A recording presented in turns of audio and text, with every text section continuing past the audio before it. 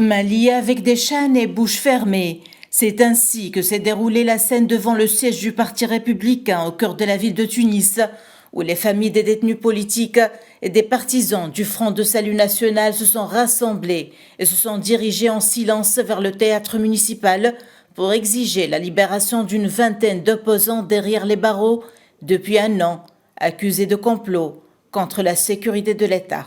Aujourd'hui les chaînes parce que nos amis, nos frères, nos pères, nos mères sont maintenant au présent, ils sont enchaînés.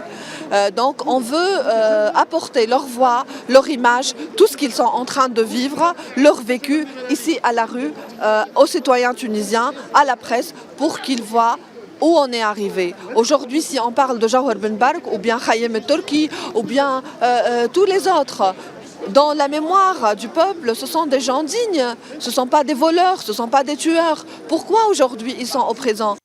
Cette marche de protestation coïncide avec la condamnation de Jawhar Ben Bark, le cofondateur du Front de Salut National, à 6 mois de prison dans une affaire intentée par l'autorité électorale en raison de commentaires critiques concernant les élections législatives. En outre, il fait l'objet de poursuites judiciaires pour complot contre la sécurité de l'État. Certains politologues estiment que l'opposition mène une politique de pression sur le pouvoir judiciaire. Nous disons des arrêtés et non détenus, puisqu'il n'y a pas de loi concernant la détention en Tunisie. Leurs familles ont le droit de protester. Nous pensons qu'en créant cette scène de protestation, ils ont voulu évoquer le souvenir de l'époque Ben Ali, lorsqu'ils menaient les mêmes actions au siège de leur parti, où ils avaient organisé un sit-in et une grève de la faim en 2005.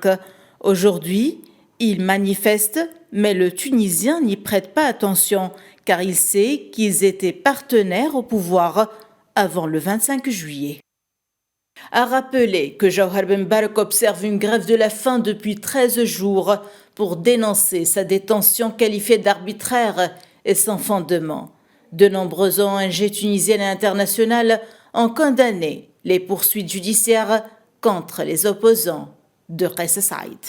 Depuis que le président Kais Saïed a accédé au plein pouvoir en juillet 2021, plusieurs personnalités politiques font l'objet de poursuites judiciaires dénoncées par l'opposition comme des règlements de compte politiques.